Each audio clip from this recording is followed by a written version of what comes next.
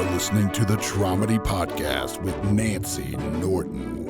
This week on Tromedy. But anything like that in your childhood that... Yeah, I mean, we're on a trauma show, so usually I'd be like, oh, it's trauma dumping, but that's not what this is, because you're asking, right? And let's, thank you for just bringing up the term trauma dumping, because there are people that struggle with similar things. It's not dumping on people. It's like, okay, I'm going to share something, but also how I turn that into empowerment.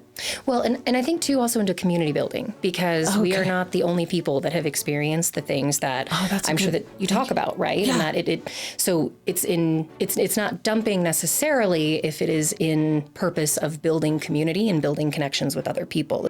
You're listening to Tromedy, the podcast that helps you take your pain and play with it. I'm Nancy Norton. I am a former nurse, comedian, and keynote speaker about the power of humor, why we need it, how it helps us. Bring the power of humor to your next event with award-winning comedian Nancy Norton. Nancy got out of healthcare for the same reason a lot of people get into it, to save lives. Message Nancy at nancynorton.tv. The Tromedy podcast is sponsored by Crybaby Badass. You have to feel it to heal it. You are a Crybaby Badass luminary. See your light in the mirror. Do you have a trauma? Hey, you listening, do you have a Tromedy story to share? If so, send Nancy a message at nancynorton.tv. This is a very good episode. Every episode is so good. I love my job. I love my calling. This is a calling, as you know. I cannot not do Tromedy because I need it. I created this because I need it. I need these conversations. I hope by listening in, you get a little something from them as well. I really am learning from every guest some coping skills or some inspiration, and always something funny every single time. And this is a mental health podcast, not so much a comedy podcast. Little trigger warning before we get started. This episode deals with sexual assault and abortion and depression and suicide and a whole lot of empowerment around all those subjects. So keep breathing. Know you're not alone. My guest this week is an incredible person. She is a survivor and a thriver and a person of service. She's running for House District 3 in Colorado. Gena Ozols, you're going to love this episode. It's full of insights. It's full of vulnerability. I mean, this is the kind of person you want to represent you, and also somebody who we want in our state to take care of us, because that's what they're doing. Lawmakers are taking care of us to ensure some safeguards so that we have protections under the law and that we have our freedoms. So remember to vote. And that's one of the takeaways from this episode is we really do need to vote. As always, if you want to see me live and in person, do you? I don't know. I think I'm a lot of fun. If you want to find a comedy show or to connect with me, go to my website, nancynorton.tv. Everything is there. I'm most excited to announce that we're doing a fundraiser. Vinny Montez, who is a guest, he works with the Boulder County Sheriff's Department here in Boulder, and we had our neighbor city, Nederland, had a tragic fire recently, and we're putting together a fundraiser. All the proceeds go to a big fund up there for Nederland to use as they see fit, and it's going to be 3 headliners in one show. It's my buddy John Novosad, who is an amazing comedian from here in Boulder, but we're all headliners at Comedy Works in Denver. It's Vinny Montez, Nancy Norton, that's me, and John Novosad. That's on the 28th at the Dairy Arts Center in Boulder. Come out. It's a good cause. It's going to be a lot of fun. It just feel good to get together and do something good for our community. Trauma plus comedy equals Tromedy. Tromedy is not a replacement for trauma therapy, but it may help you get by between sessions.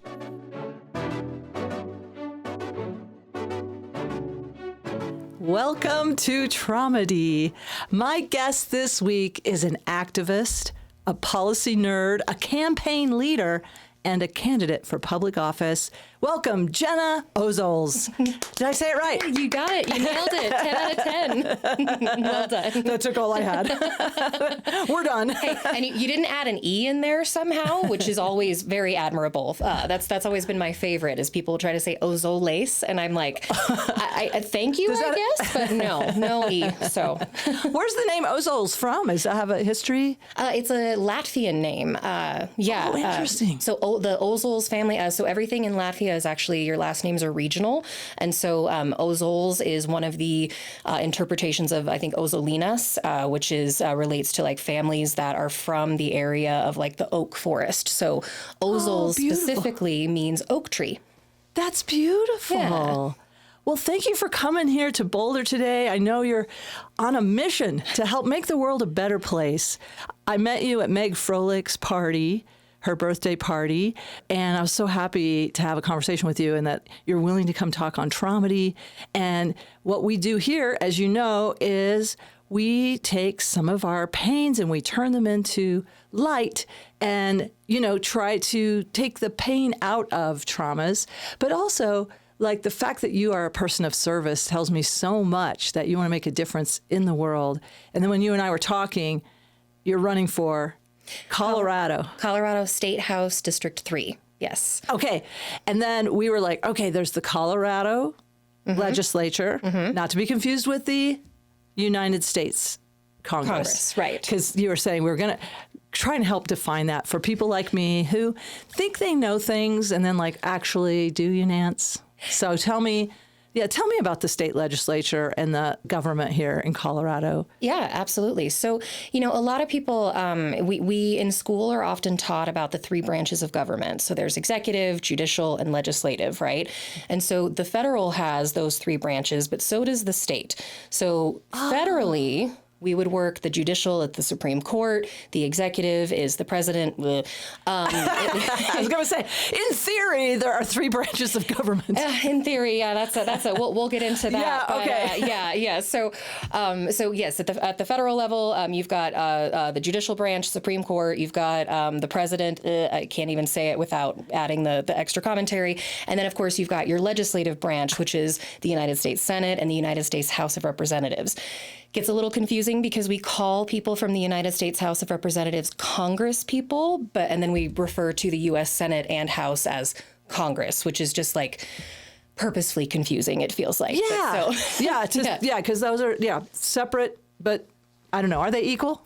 The House and the Senate? I don't know. Depending on who you talk to, some people would definitely say that the Senate is a more powerful chamber. I think that it absolutely can be. That's where you see a lot of the blockages come through on a lot of different policies.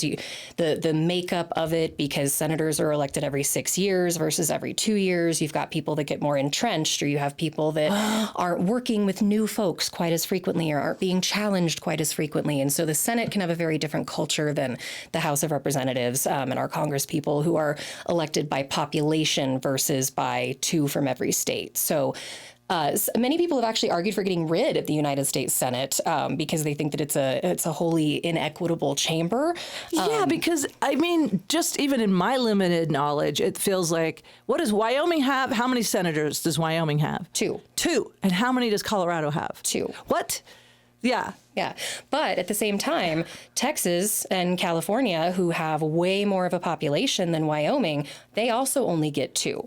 And so that's where the United States Senate, having 2 per state, was supposed to be an equalizer for states that have smaller populations. They get an equal amount of power within the U.S. Senate. And then Congress, the House of Representatives, is supposed to balance that out because those are apportioned by our population. And so Texas has way more Congress people than Wyoming has because they have a larger population. That's how Colorado just got an 8th congressional district in redistricting a few years ago, because our population has grown, whereas other states lost congressional representation because their populations gotten smaller. So, and what do we think? Do we think medical marijuana for that, or when marijuana became legal, that we got a bunch of new? And do you think that? That just wasn't on my list at all to talk to you about. But I was thinking back when there was an influx of folks coming in because marijuana was legal first here, wasn't it? Mm-hmm. And I'm thinking, oh, did that shift us from purple to blue? Or I don't know. Was it marijuana that shifted us, or was it the mushrooms? I don't know. Neither, none of the above. I mean, I personally am of the school that marijuana absolutely had a huge influence on the influx of population that Colorado had. I would also say that there's quality of life standards. There's also our aerospace and engineering economies grew and drastically expanded as well over the 2010s, and green energy expanded. And so there were a lot of reasons for the influx of population, but I would definitely agree with you, Nancy, that it was legalization of marijuana that brought a lot of them in. I just remember when the traffic got a little more difficult on I-25, and I'm like, this is also because of marijuana. Well, maybe also people drive slower on marijuana. My friend George McClure has a joke about driving on marijuana, and he gets pulled over for going too slow. And he goes, and you were weaving. He goes, I know I wasn't weaving because I was using the curb as a guide. I don't know. I'm probably botching his joke. But anyway, back to... Oh, well, I mean, my favorite, though, is that you're more likely when you're driving on marijuana to stop at a stoplight and wait for it to turn green. So a stop sign? A stop sign, yes. You stop at a stop sign and you're waiting for it to turn green. Yeah, see, I messed up the joke, too. My God, am I on marijuana right now? Okay. I don't know.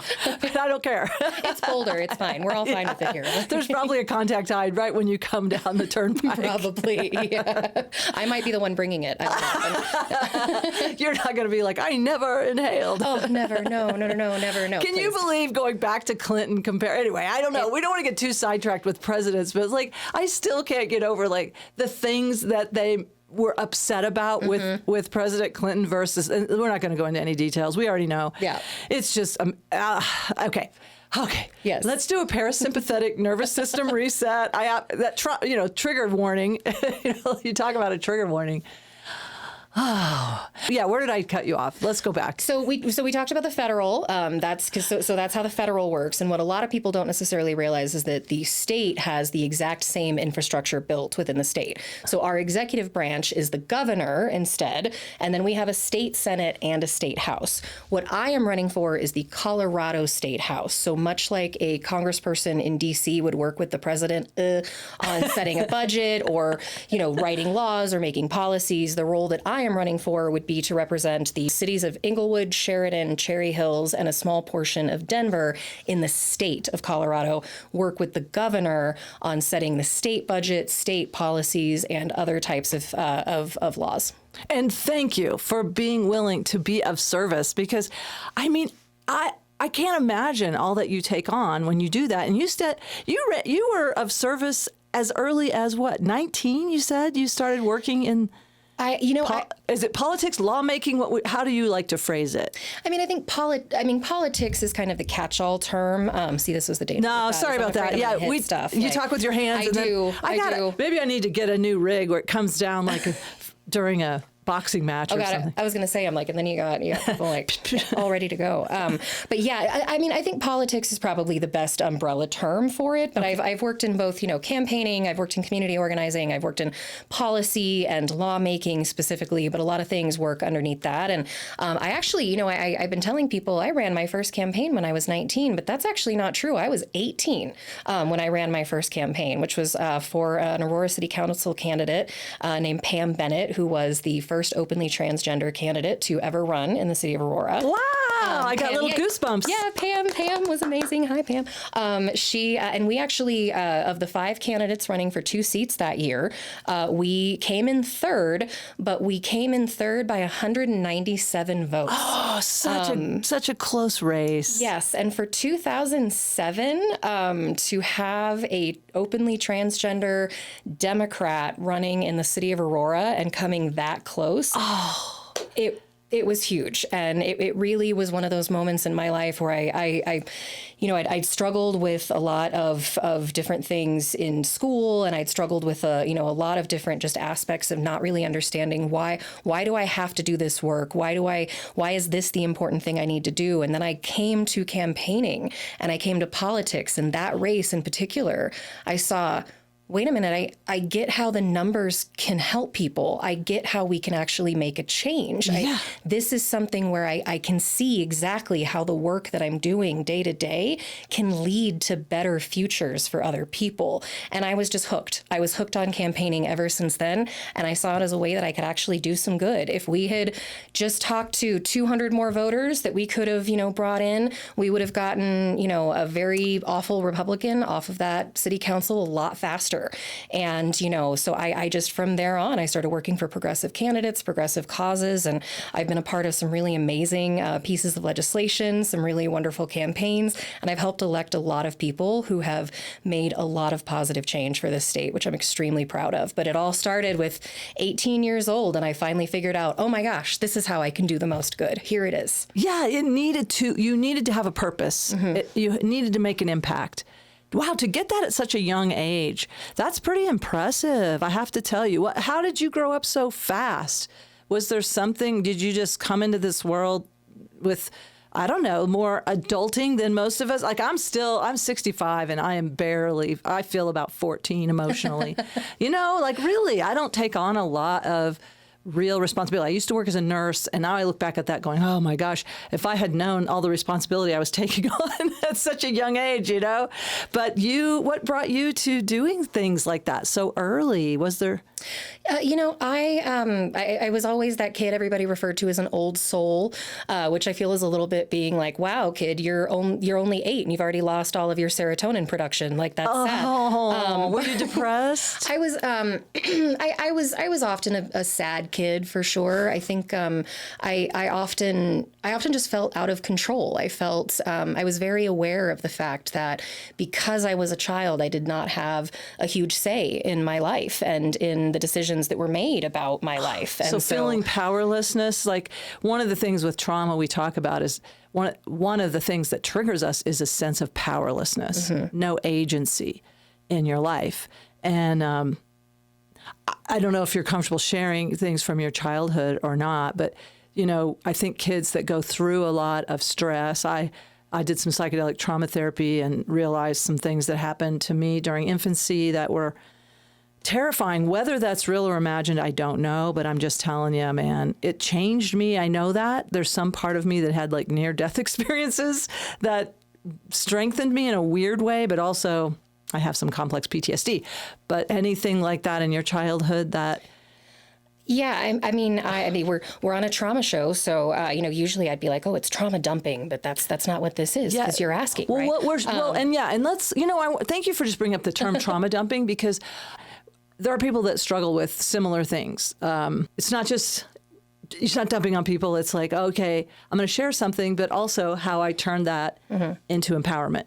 Well, and I think too also into community building, because we are not the only people that have experienced the things that I'm sure that you talk about, right? Yeah. And that so it's not dumping necessarily if it is in purpose of building community and building connections with other people, as far as I'm concerned. Yeah, but thank you for saying that. I really love that you brought that up. And that is so wild. Last night, I just heard something similar about finding community, even if it is in recovery rooms or on a podcast. Like, you're not alone. And so thank you. So building community. Yeah. No, and I think your question about the powerlessness in childhood, I think, is so apt, because one of my earliest memories was being sexually assaulted in a bathroom, and I will note it was not a trans person who assaulted me in a bathroom. So anybody who wants to jump to that can go themselves and stop hating on our trans brothers and sisters and siblings of all types, because that is simply not the case. It's ridiculous.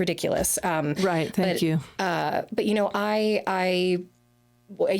one of my very first memories, I don't necessarily need to go into too many details, because I have family who are, still around and who might be listening to this that would be very upset by just kind of some of the details of how certain things happen. But, I couldn't get to the adult that I was with. I needed to use the restroom, and I couldn't find who I was looking for. And so I went to find a bathroom and someone was watching me, and he followed me in, and he told me that if I ever told anybody what happened, he would come and kill my family. Of course, I was a child. Like, I didn't understand that. No, you're terrified. Who the hell is this guy? He doesn't know me. I mean, of course, the very first thing I should have done, and I say should with the very, understanding of we can't should on these types of situations, because again, I was a child. I didn't know what to do, and I wish I would have gone to the security at the building and said, but I didn't even know how to describe what happened. I didn't know how to say, and I appreciate what you said earlier with the these thoughts of, was it real or was it imagined or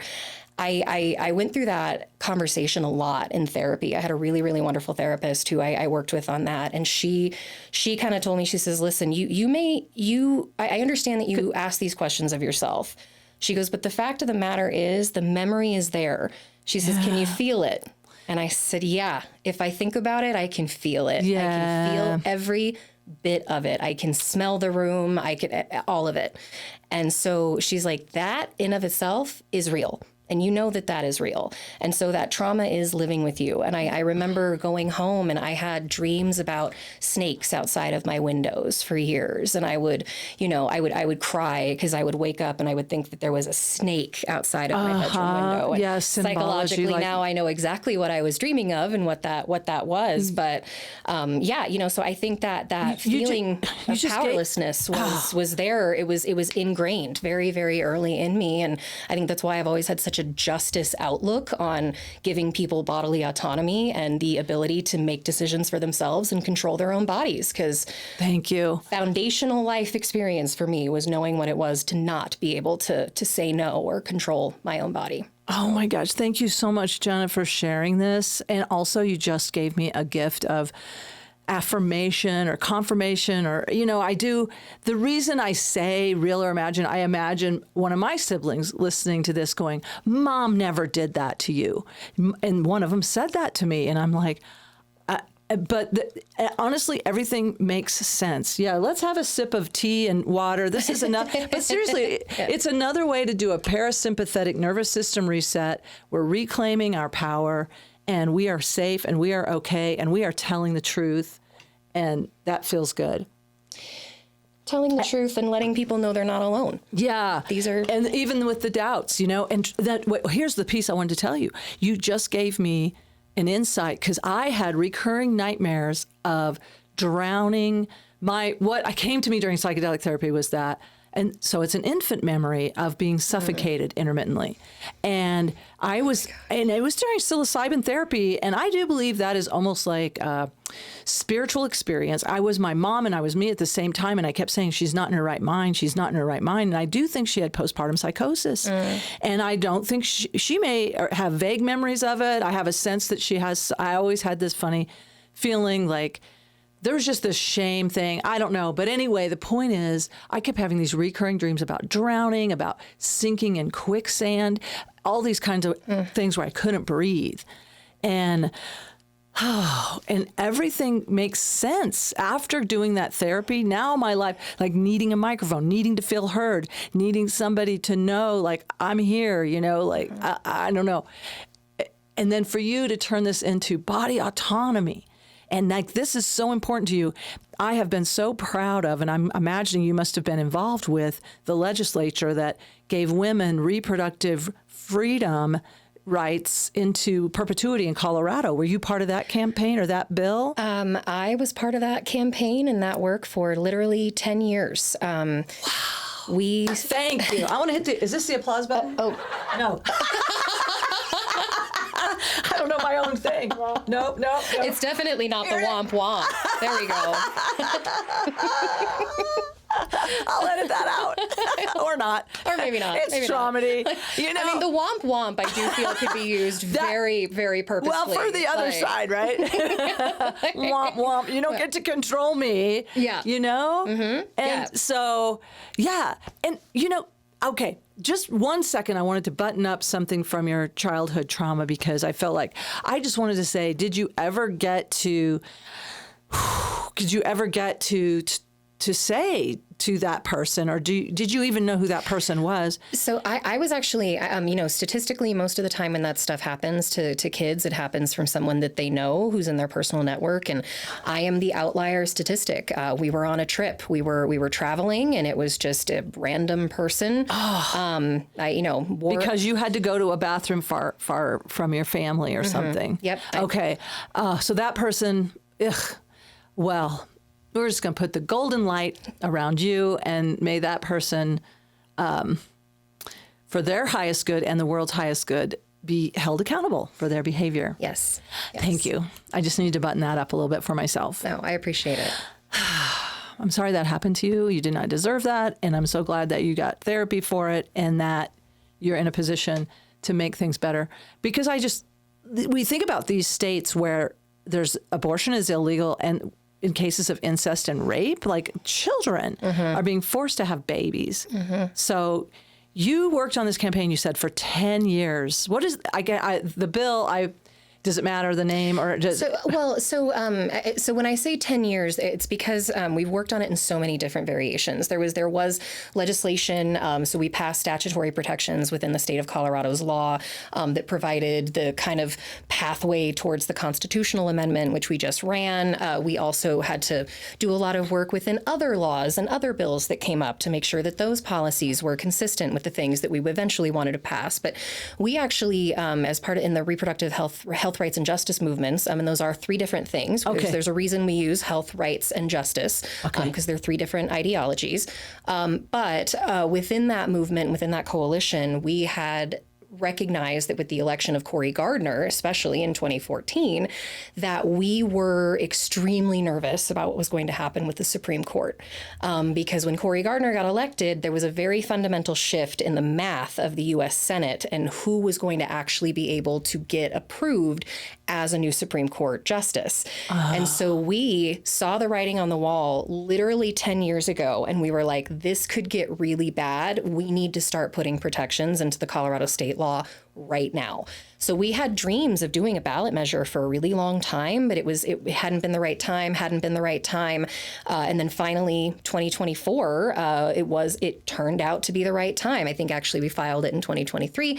And I want to give a major shout out to, Karen Middleton over at Cobalt, who was a real leader on that issue, who did a lot of that initial legwork. But what's Cobalt? Cobalt Advocates it is a reproductive rights organization that also has an abortion fund that helps to, if you have extra dollars laying around, it's a really great place to send some money. Cobalt's abortion fund actually helps people coming in from out of state who cannot afford abortion services and need things like housing or transportation or even just access to doctors. But Cobalt does work directly with folks to help them actually get the services that they need, as well as to do legislation within the state.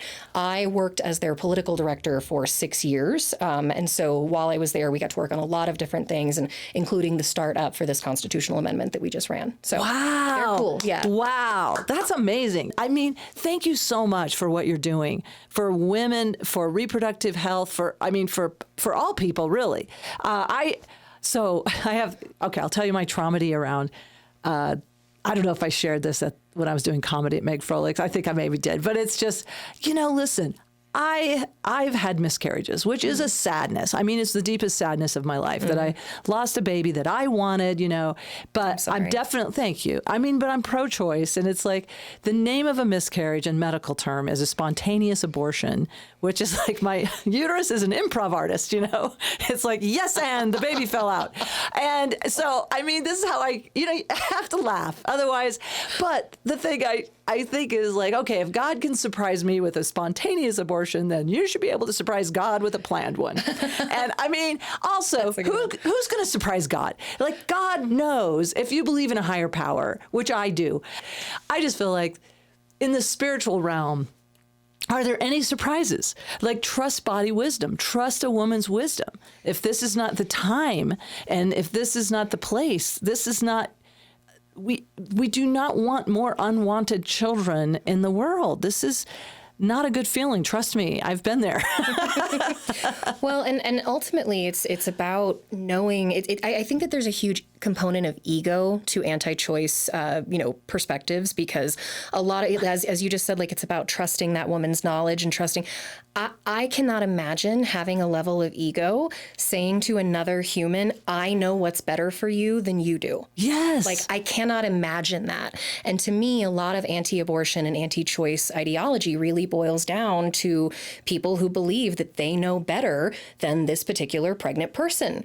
And the fact of the matter is each person knows what is best for them, their body, their futures. They know what they can handle. They know what they can't. And this idea that anyone, especially the government, being able to come in and tell you that what you can and cannot do, like, it's just not okay to me. It's not okay. Yeah, and you took action and you did something about it. So people can come here, and so that law is in place for it. I don't know, into perpetuity, we hope. I know there's always... Well, I mean, there is always something, but now, because so we passed the statutory protections. That was a good, barrier and protection, but statutory things are a lot easier to change in the law, because that you just have the legislature that needs to run a bill and they can roll back something that is within statute. But so we then decided to continue it, build on that, and gain more strength around this policy by actually making it a constitutional amendment. So now it is in our state constitution, under the passage of Amendment 79 last year, that we have the constitutional right to access a safe and legal abortion within the state of Colorado. And so it was a long time coming. It was extremely important. And, one of the big reasons that I've decided to run now is because, especially with everything happening with the feds and with Trump doing the things that he's doing, and unfortunately, with everyone being let down sometimes by a lot of our leaders that are out there who are not necessarily staying in lockstep, or who are not fighting him in the way that I think a lot of us want to see them fighting him, we need to be able to look down that runway and see what is coming, and see how do we plan to protect Colorado's mail-in ballots, which he has gone after. How do we protect our elected officials who, he is causing stochastic terrorism to come at, like Melissa Hortman, who was just killed a few months ago. How do we, there's so many things that we need to be thinking about on how to protect Colorado.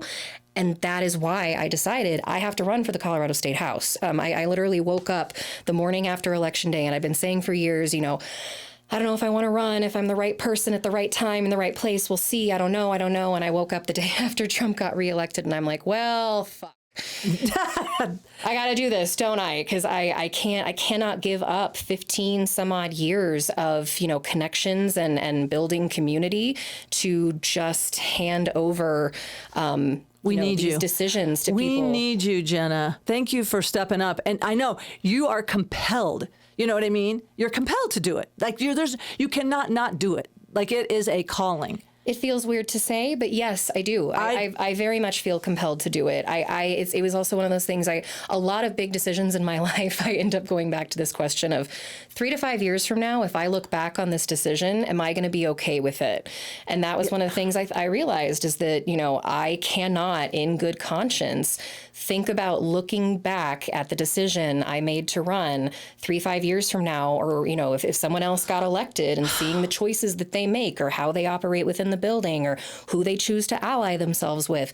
I would never be able to forgive myself if I knew I didn't go for it and I didn't try. It's one thing if I try and I lose, well, I tried. You did. I know you did all you could do. Yeah. I did what I can do. And as long as I know I did what I can do, I can put my head on the pillow at night and I can sleep. Yeah. But if I know that I didn't, and I didn't try, and I didn't give it my all, then I might never sleep again. And I like my sleep way too much, Nancy. So. It's all about your sleep. Yeah, pretty much. Well, I got to tell you, I had this epiphany when I was about 28 years old. I was helping people through the dying process as a hospice nurse. Oh. And I mean, it wasn't called hospice at the time. I was doing home care, but I was just the occasional patient. It was during the AIDS epidemic. There were young men that were dying. They came. I was living in Hawaii at the time, and we had a really good Medicaid program. And also, people had been ostracized by their family for being gay, so they came to Paradise to die in Paradise. And oh my gosh, I'm just saying you get this thing, like I was 28 and it hit me, I'm going to die. I am going to die. And I talked with different people, and some were at peace. And I'm like, how are you at peace? And they're like, well, I live my dream, you know? But also purpose is what I get from you, is like, this is my purpose. Like, I do believe, and again, I am a spiritual person. I believe that I do turn my will over to a higher power. Please use me. What is for the highest good? I want to do what's for the highest. That's why I'm doing this podcast, is more of a calling than career in any way. I just need to have these conversations for myself. It's selfish. It helps me to have them. But also, I want to die with peace. That became my life goal at 28 years old. Like, how do I die with peace? And then I was like, oh, you always wanted to do stand-up comedy since you were 4 years old. And so here we are. And so I'm thinking, not only do you want to sleep well at night, but eternally, like if you believe in an eternal, or like at the end of your life, do you want to look back and go, did I do what I was born to do? Did I do what my calling was? I don't know. Maybe this is getting too bolder for you. You're like, I'm a little uncomfortable, but I mean, I'm just still trying to get over a hospice nurse calling themselves selfish. I'm still working on that one. But well, you know, at the time, I just was doing. I was kind of. I'm a fifth generation nurse, you know, and before that we were called witches, I always say. But I do think I was put on the earth to help heal. But I now know I'm healing with humor now, and I'm trying to raise the frequency by helping people take, you know, this is what this is all about, integrating. So much of it is integration, isn't it? Like, not denouncing our shadow self or not denying our traumas, but learning how to integrate it and, you know, move it into this higher frequency and use those. There are gifts. I have a book over here called Post-Traumatic Growth, and I do believe in it. I do believe that not everyone gets a post-traumatic gifts or takes the advantage of them or has the opportunity or has the support with them. But people that do, are my friends. I vibe with. So thank you for honoring that. And also, you know, you're sitting in my grandmother's chair. This was, again, my favorite grandmother who went through all these traumas. And I just got in touch with a cousin who's, longer story, but anyway, a cousin I didn't know. And what this cousin just told me was that her mother was pregnant with a seventh child, and they were hungry and they had no money. And she died from a botched abortion, is what my cousin told me. So my grandmother lost her mother from a botched abortion, is what my cousin told me, that I'd never heard that story, why she grew up and she had to be the mom. You know, she had to take care of all these boys. She was the only girl. And she told me I did not like that I had to do all the cooking, all the cleaning. But anyway. I mean, I think I appreciate you sharing that about your great. It would be your great grandmother then. Yeah, my great grandmother died from a botched abortion. I mean, and the thing is that a lot of people don't really realize about abortion care and about abortion services is that, you know, there's this what's the stereotype of it's the high school cheerleader, or it's irresponsible kids or whatever doing it, and like, you should live with the consequences of which, first of all, how dare you treat a, you know, potential life as a punishment for someone else? That is sickening and disgusting on many, many different levels. But on top of that, like, this stereotype of who actually, you know, gets abortion services, which, first of all, the high school cheerleader who wants one should be able to get one too, without shame and without coercion. But it's actually usually women like your great grandmother who are already mothers, people who already have kids, and they know what it takes to raise that child. They know how expensive it is, the time commitment that it takes. It is more often than not, it is women who already have kids that are the ones that are actually accessing abortion services.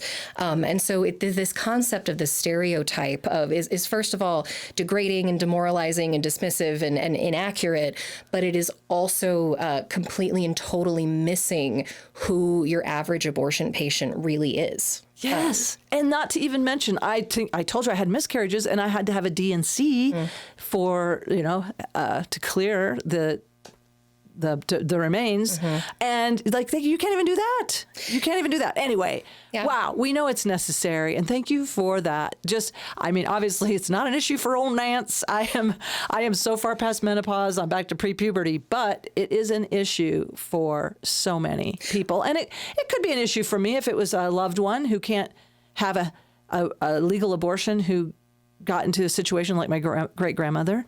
Well, and you still, I mean, and you, I'm assuming that, you still have a lot of parts that you might have originally had, even if you are not able to get pregnant now, that are directly impacted by access to overall reproductive health care, which a lot of people don't realize that attacks on abortion are honestly oftentimes hiding other types of attacks on women's health care as well. I didn't know that. Tell me. It can attacks on abortion are often so politicized that they can loop in things like cutting out access to hormonal therapies or to IVF, or to place additional restrictions on doctors or hospitals to make it harder to provide any type of service to someone who has a uterus. Wow. It is incredibly insidious how that politicization of abortion has allowed conservatives to really come after so many different aspects of healthcare.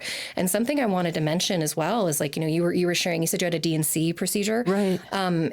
There's this creator, this TikTok creator that I absolutely love. Like, it's my guilty pleasure. Her name is Shauna the Mom.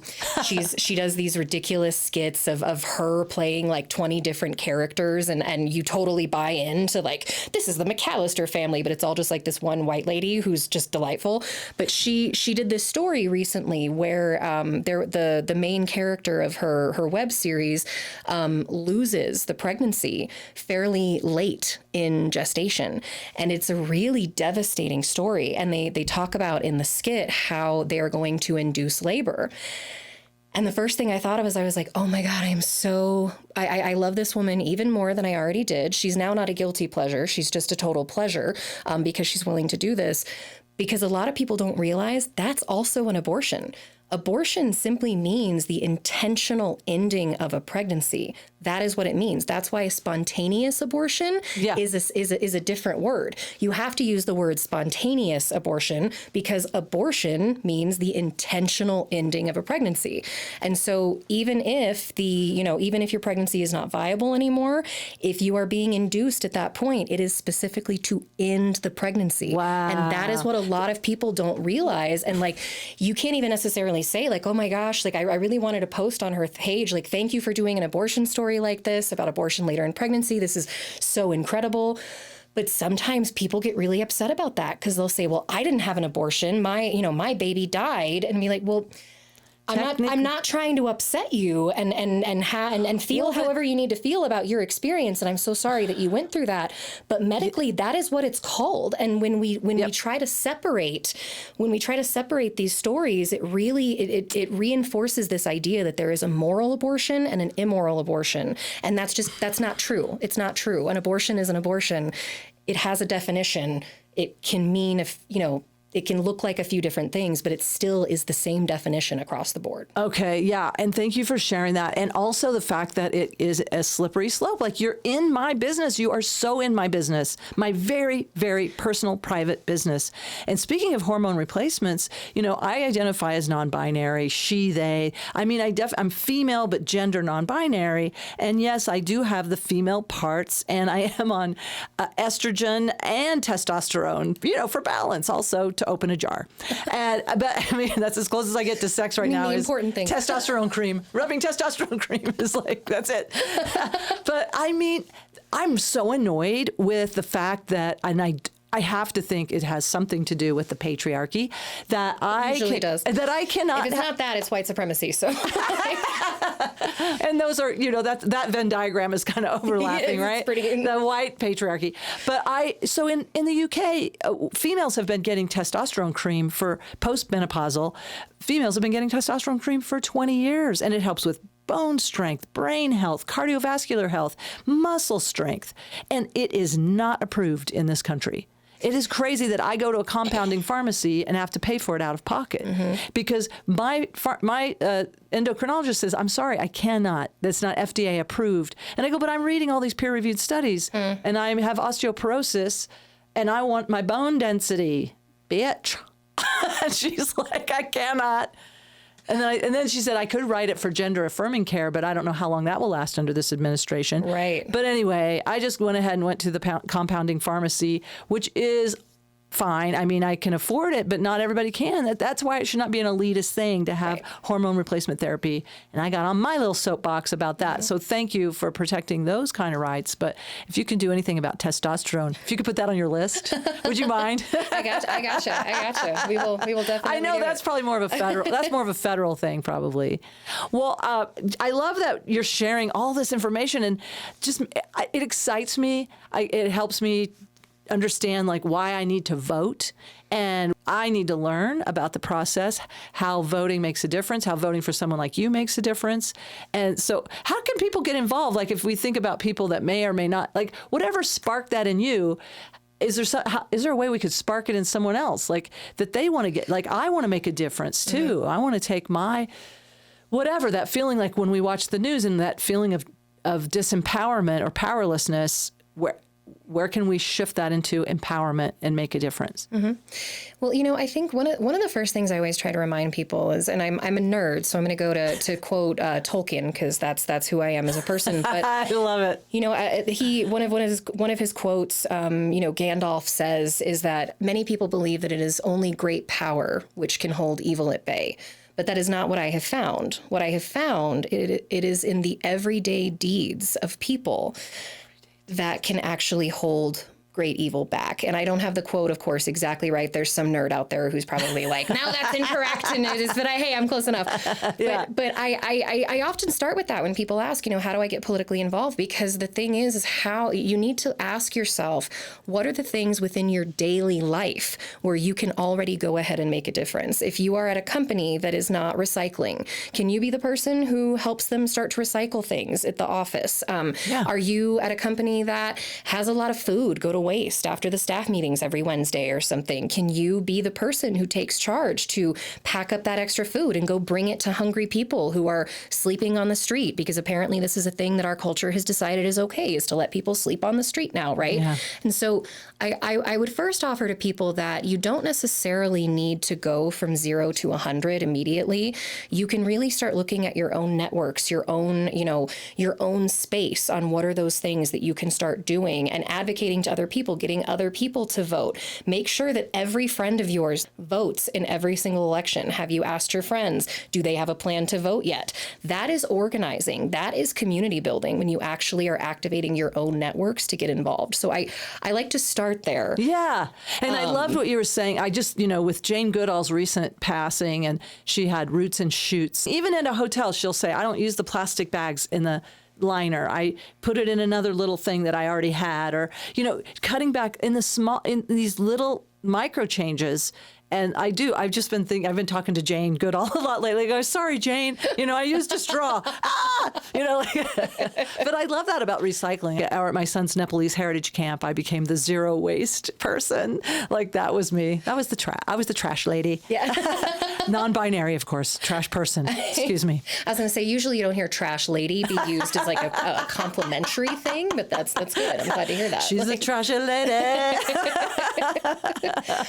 And hey, and right, and I also am totally on board with the concept of like we don't need to be taking on all of the evils of our world because you use a plastic straw does not make you an evil person. Like it does not. Are you sure? It's not the same. If you know better and there's an option. There's an option, and but also I also am not going to hold individuals responsible for things that I'm sorry, Amazon does a million bajillion trillion times more environmental damage. By the way, than my plastic straw that I reuse. Get rid of Amazon Prime. P.S. Yes, do that. Those are good things. Vote with your wallet for sure. But at the same time, to have some peace around things, or I will do things, and I'm like, please forgive. I ask the earth to forgive me because it is you're in this system and it is overwhelming. So that's a good point to make too. Is okay, don't vilify yourself, don't beat yourself up, but when you can make a difference and you have the choice between paper or plastic straw, okay,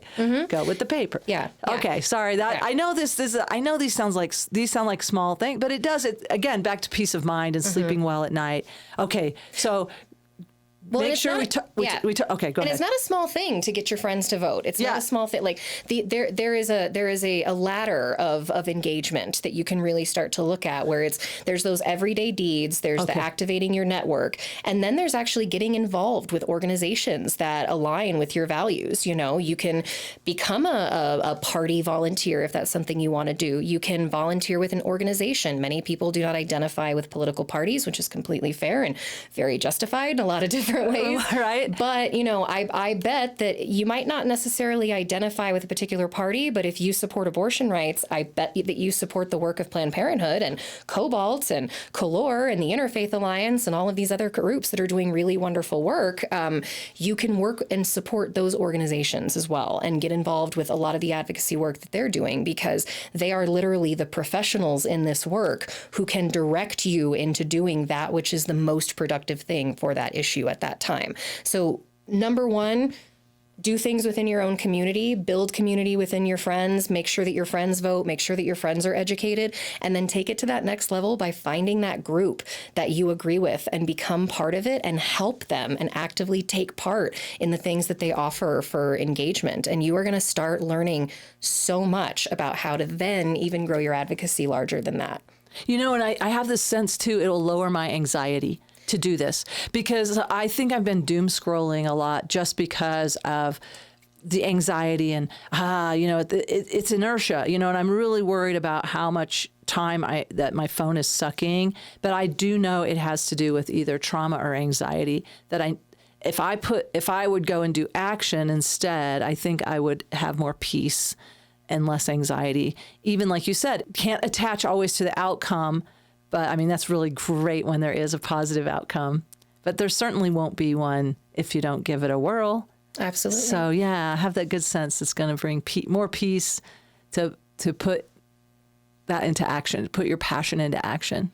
Well, I mean, it's kind of like we were talking about earlier. You know, if you can look back and say, I did what I could do. I impacted, you know, again and again, another reason why I decided to run for office is I can't necessarily directly impact what is happening in Washington, D.C., but I happen to be in this wildly privileged position, and not privileged. I mean, I've worked my ass off for it, but my metaphorical ass. But, you know, I've gotten to this position, and it's not that I can necessarily impact things in D.C., but I know I can impact things here.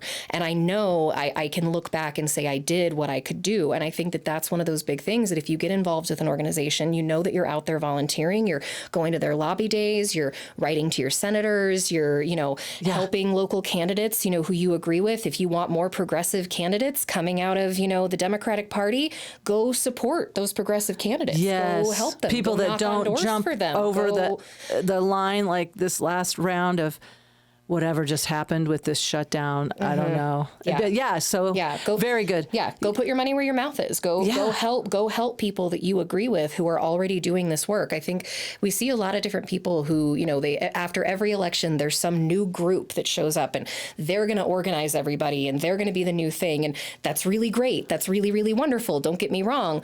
But oftentimes it's like, and every election it happens for a good 2 or 3 months afterward. It's like, which new organizations are going to come out and where then should we kind of move them into of like, it's awesome that you want to be doing this. You know who else is doing this and has been doing this for 20 years? Right. These folks over here. So why don't we all work together? You don't have to reinvent the wheel. You don't have to reinvent the wheel. You want to help on abortion rights? Call and volunteer for Planned Parenthood. You want to help with LGBTQ protections? Call and volunteer with One Colorado. You want to help protect immigrants? AFSC, CIRC, like amazing organizations that you can go and help right now who need you there. Thank you for sharing that. Yes. So CIRC, okay. And then for you, how do we get involved if we want to help your campaign?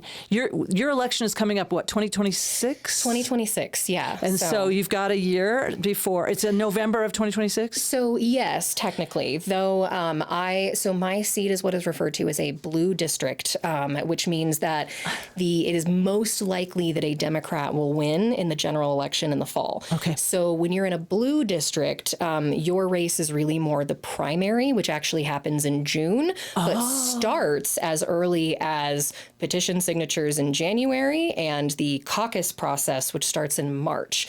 So while Yes, I am not actually up. Like, I have to first make the ballot, and my process for making the ballot starts in less than 2 months. Really? Okay, so how do people reach you? What is is it a website or Instagram or what? Yeah. So my website is Ozols for HD3.com, Ozols, OZOLS, and the actual word for HD3.com, where you can sign up to volunteer, you can donate. These races can be extremely expensive. I think that one of the biggest Democratic primaries that we had in the state last year, there was literally $500,000 spent on this Democratic primary. I'm really hoping that that does not happen to my district, and that we can keep that from happening and have our money go to much more productive places. But volunteering on my website, helping support with your dollars, following my social media pages, Ozols for HD3 is my Instagram handle. I'm not so great with TikTok. I have a TikTok, but it's just me watching stuff. I just watch things. I'm a lurker on TikTok, but my social media pages on Facebook and Instagram, where I post a lot of updates on kind of how you can get involved. So, gosh, this is so much work that you're doing to be of service. What are some other things that sparked your calling to be of service and want to make a difference? Well, I think I've always had that kind of justice aspect in my head, where I have always hated things that are unfair. And so I've always looked at kind of, women's lives as this is patriarchy makes these lives so just basically unfair at times. And it has always made me so angry. But, I think one of the big things for me was when I was about 11 years old, my parents divorced. And, we moved from a house with everybody there, and, very nice. I had a very, very nice childhood. But when they divorced, my mom and I moved into an apartment off of Parker and Arapahoe. And all of a sudden we had gone from, that situation into like, no, you cannot join the knitting club because the $10 for materials to buy in is just untenable, and we cannot do that. And so I still joined knitting club. I just did it with mechanical pencils that I broke the arms off of, but you figure things out. Wow. But so I saw how her life changed so drastically, and how my mother was just really not prepared to actually kind of run her own life. She got married when she was only 19. She was very young, and, married a man who kind of took care of things. So she went from her parents' house to her husband's house.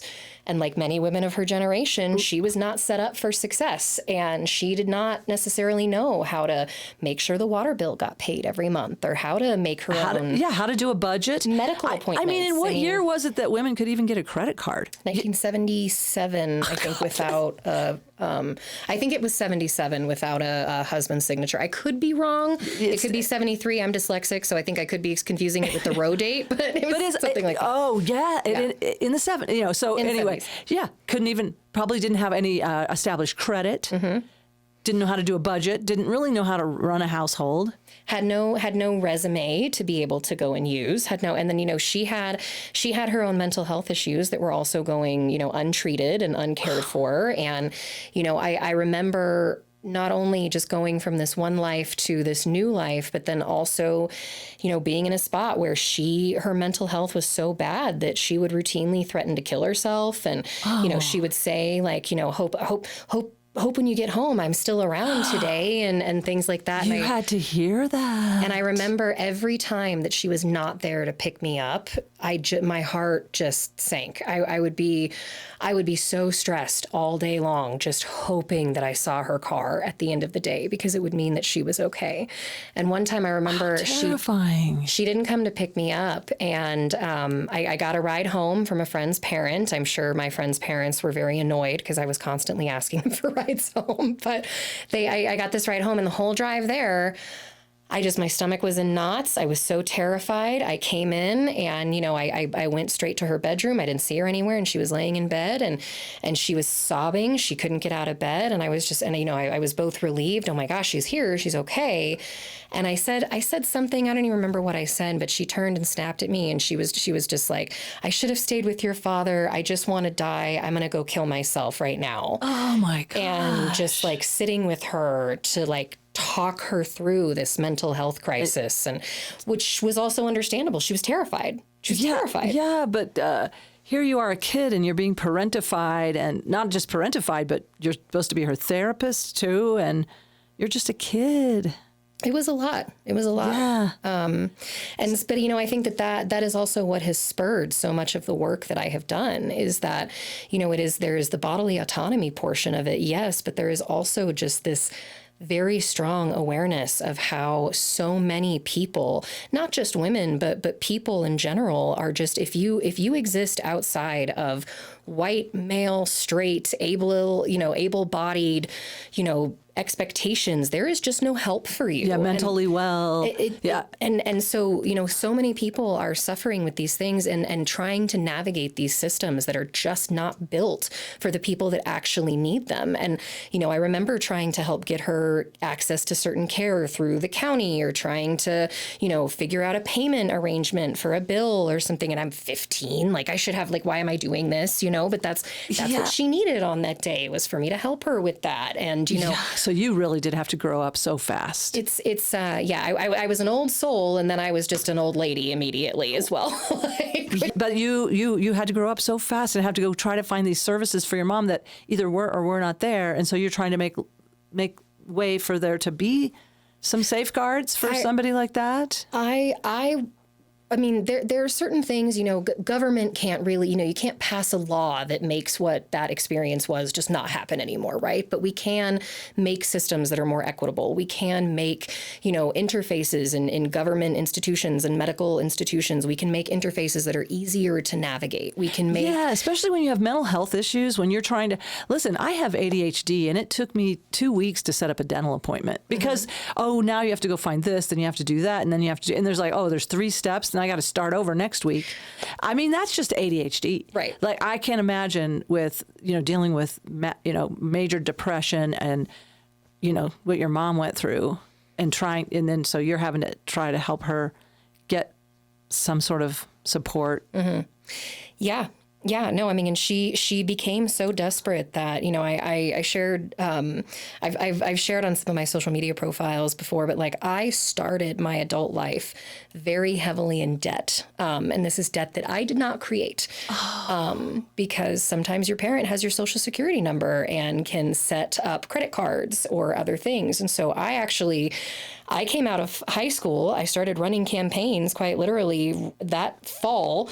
And then I come to find out that I have $27,000 in credit card debt that I never created. And the only way to get rid of it was to prosecute my mother, which was just not something I was willing to do at the time. And so I kind of started out with a lot of this hanging over my head as well. And so it wasn't necessarily just a matter of like, okay, we're going to get her through this and then I'm going to go be an adult now. Like I then had this huge thing hanging off of me. And there are things there that can be done by government to help protect kids from having parents, I had never heard of this. Or that is a thing. I guess you're right. I just it never occurred to me that somebody would do that. Like, yeah, it's real. It is a real thing. And I've talked to several other people who've had similar things happen to them. And you had to work so hard. Did you end up paying that off by yourself or?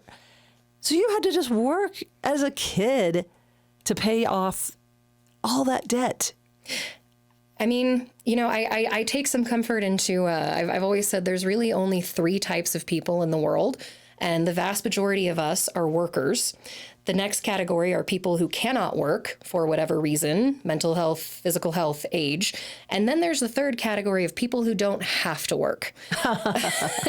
And people who don't have to work, unfortunately, are ruining the world right now because they're deciding to take hobby jobs in DC and destroy the ballrooms and all of this other. Exactly. People who don't have to work do not understand what people who have, grown up in these certain circumstances will understand. They just don't, because the majority of us are workers. I am proud to be a working person. I am proud to have worked my entire life. Also, I shouldn't have had to, But there's a part of you that's like, I know what it takes and I will always do what has to be done. So But yes, people that are work, I was thinking about that. People who want to be of service, who are workers, who understand what it takes to be in a working class family. Whereas we, like you said, these hobby people that they have no clue. They're not there for service. They're there for ego and enrichment. And it's disgusting. And that's not what you're about. You're about empowering people and being of service. Or you're talking about health and you're talking about rights. And what was the third? Justice. And justice. So those are the things that call you. So justice. I've always had that justice lean in me. And yeah, I mean, I think like being able to, there's a reason that we say that the perspective of who you elect is really important. And that is because if we continue to elect people who do not have the perspective of workers, if we continue to elect people who have not gone through those types of experiences, they will continue to legislate in the way that benefits them. And when you elect working people, when you elect queer people, when you elect people of color, when you elect people neurodivergent people or neurodiverse, yes, when we elect people with different perspectives, we get different results in our government. And so, when people say, "Oh my gosh, Congress is all these lawyers," or Congress, or or the House has all of these, everybody in there has been a homeowner for over 10 years, or I don't know if that's a true one. I'm just trying to make something up. But like, if everybody has that same perspective, why do we expect them to then do differently than the people we'd previously elected with the same perspective? We have to elect workers. We cannot expect that things are going to get better for working people unless we are able to figure out ways to elect working people who have that perspective. I know what it is to not be able to save money because I am constantly worried about having to move out of my rental. I know what it is. Now, granted, now I am very, very lucky. I was actually able to purchase a home earlier this year, so I'm actually one of those privileged few now. But like, I was a renter in Denver for close to 20 years. I know exactly the dangers that come with that. And if we don't elect people that know what it is to be a renter recently, how do we expect them to actually advocate genuinely for that experience? If we are not electing people who, are queer, who, come from particular neighborhoods, come from particular life experiences, we are never going to actually see those perspectives put into our laws. And that is what we need more of. Thank you. Thank you. Is this the applause button? Yeah. Hey, I like it. Thank you, Gena. Thank Was there you. anything else you wanted to share? I think the last thing I'll just say is I really first of all, I really appreciate you for doing this show. One of the things I know we had talked about earlier was, kind of what are some of your muses in terms of doing some of this work. And I was thinking about, honestly, it's people like you who are out there doing the most good that they possibly can. And, Hillary Clinton had this really wonderful commercial that she did for her campaign back in 2016, where it was Morgan Freeman narrated it. So, of course, even then, I'm just like, well, it's Morgan Freeman, so I'm into this. I love this. Yeah, we love Morgan Freeman. But it talks about the concept of her pastor saying to her, do the most good for the most people you can for as long as you can. And those are the type of people that I like to be with. Those are the type of people that I like to work with. And those are the people that I like to spend time with in community like this. And I think that you, by doing this and trying to build that community, I can see that you are out there doing the most good for the most people for as long as you can. And I just wanted to say, I really appreciate that. And I appreciate being here. So thank you. Thank you, Gena. I'm taking that in. And thank our listeners. I couldn't do this, if there wasn't this reciprocal energy, even with audiences. I always say that it's like, it's not about me. It's not necessarily about you. It's about us. And it's about this reciprocal energy. And we can raise the frequency together. We can change the world together. I'm excited. me too. Yeah, you inspired me. Thank you. Thank you for taking this time. Thank you for sharing from your heart, from your intellect, and from whatever else you're getting. And thank you for being of service. Gena Ozols, thank you so much for being here. I want to thank my guest, Gena Ozols. You can find Gena on her website. That's Ozols, FORHD3.com. That's Ozols for HD3.com. And on Instagram, it's Ozols for Co.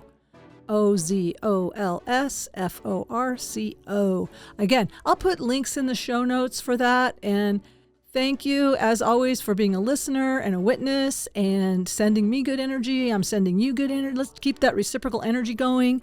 I don't know if you can hear my son is yelling in the basement. He's gaming and screaming at somebody. But I want to thank my son, Nathaniel Norton, for playing all the chess and for making the music loop for Tromedy and just for being my son.